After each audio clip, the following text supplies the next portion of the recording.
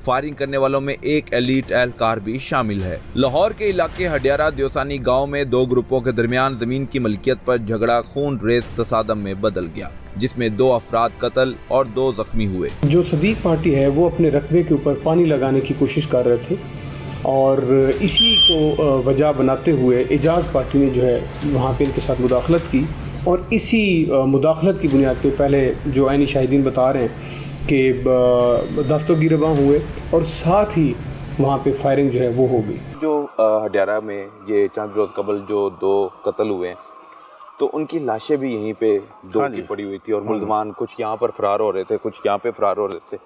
ये कहानी क्या थी? फ्रांसिक टीमें पहुंची, आप पहुंचे, क्या देखते हैं यहाँ पे? एक डेड बॉडी तो यहाँ थी।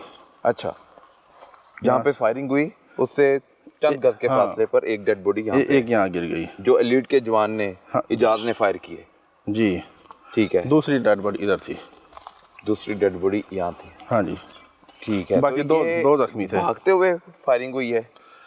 जब उन्होंने पिस्तौल देखा तो भागने की कोशिश की, तो लेकिन उसने फिर पीछे से फायर कर दिया। क्या यही है आपकी तफ्तीश क्या कहती है? ऐसा ही है। जब उसने पिस्टल देखा ना उन्होंने, तो फिर पहले तो वैसे लड़ाई हो रही थी ना डंडे सोटों से, तो जब उन्होंने पिस्टल देखा तो उसने फायर किया है।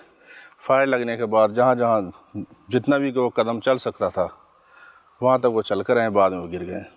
बिल्कुल ठीक है। तो अब ये मुझे बताएं कि इस वीडियो में कत्ल होने वाले कौन है और इजाज़ वगैरह पार्टी कौन है और दूसरी पार्टी कौन है? ये वो जय वकुआ की वीडियो है। ये टीवी स्क्रीन पर आप साथ साथ देख रहे हैं और हम सिर्फ जानना चाहते हैं कि इजाज़ कौन है, जो एलीट का जवान है। ये इजाज़ ब्लैक सूट वाला, ये सोटा भी पकड़ा हुआ है और डार्क ब्राउन सूट है, सलवार कमीज पहनी हुई है जी। ये इजाज़ है। और ये जो बंद खोर रहा है वो कौन है? ये जो है ये जवेद है। ये जवेद दाढ़ी वाला। ये कत्ल हो गया? हाँ जी ये कत्ल हो गया। अच्छा। और जो ये है ये सदीक है, वाइट शलवार वाला और पिंक शलवार कमीज वाला। जी जी ये दोनों कत्ल हुए हैं। ये कत्ल हो गया। इजाज ने फायर किया और उसके साथियों ने। जी जी। और ये लड़का है, ये नवाज है, ये शर्ट वाला। ये कौन है? नवाज। ये भाग गया? ये भी नामजद FIR है, पकड़ा हुआ है।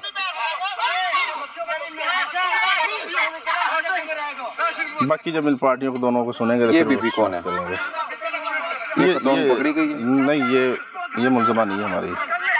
तो ये भी लड़ाई में शामिल है क्या? इस तक रसाई मुमकिन हो सकी? ये है मुद्दइयों की तरफ से। ठीक है। जब वो बयान देंगे ना शामिल तफ्तीश होने के लिए, तब ये क्लियर होगा ये फलां बंदे कौन कौन से हैं। बिल्कुल ठीक है जी।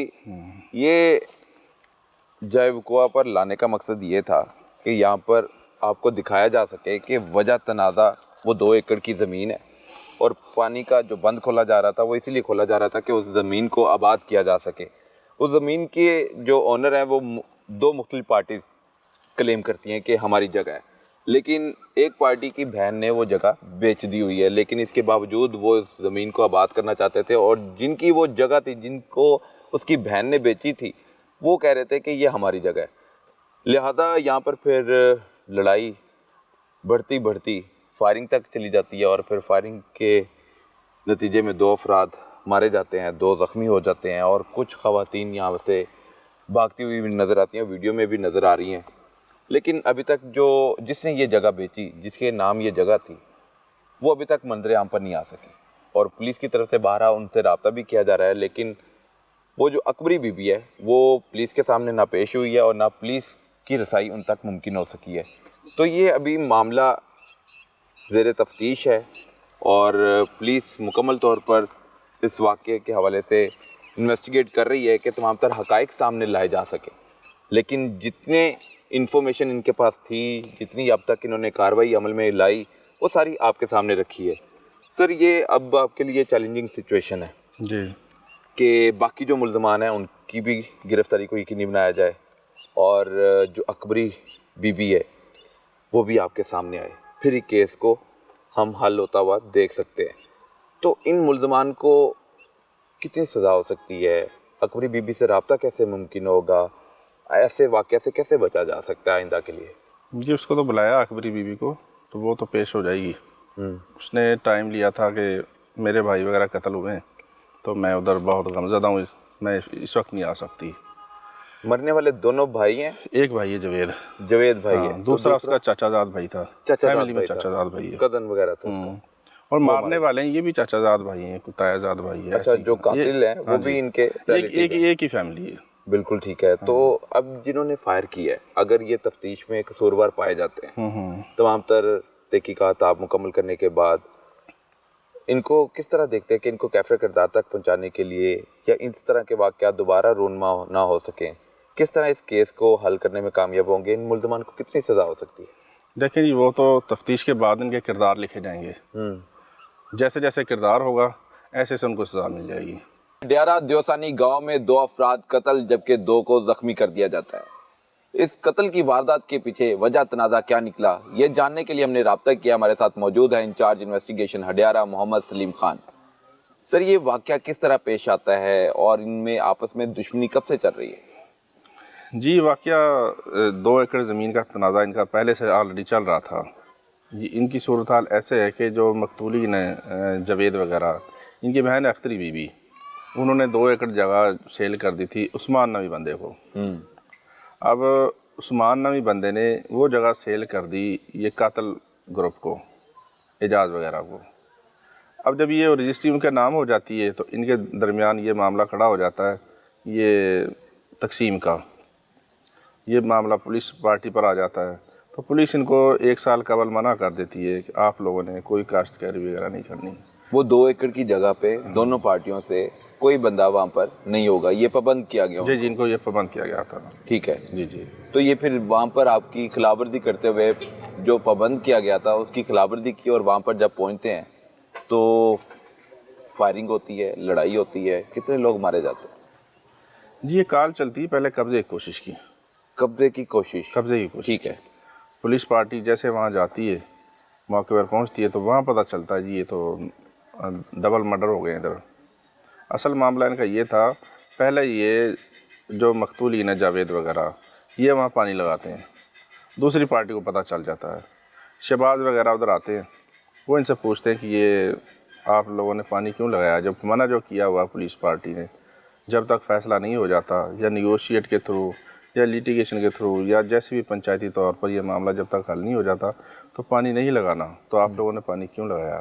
تو وہاں ان کی لڑائی شروع ہو جاتی ہے۔ شہباز زخمی ہوتا ہے، شہباز اپنے گھر جاتا ہے، وہاں اپنے بھائیوں کو بلاتا ہے، اعجاز وغیرہ کو، وہ پھر آتے ہیں، دوبارہ پھر ان کی لڑائی ہوتی ہے، پھر وہاں پر فائرنگ ہوتی ہے۔ اس فائرنگ کی وجہ سے پھر 2 اپنا قتل ہو جاتے ہیں اور 2 بندے زخمی ہو جاتے ہیں۔ فائرنگ کرنے والا کون شخص تھا؟ کیا اس کا پولیس سے بھی کوئی تعلق ہے؟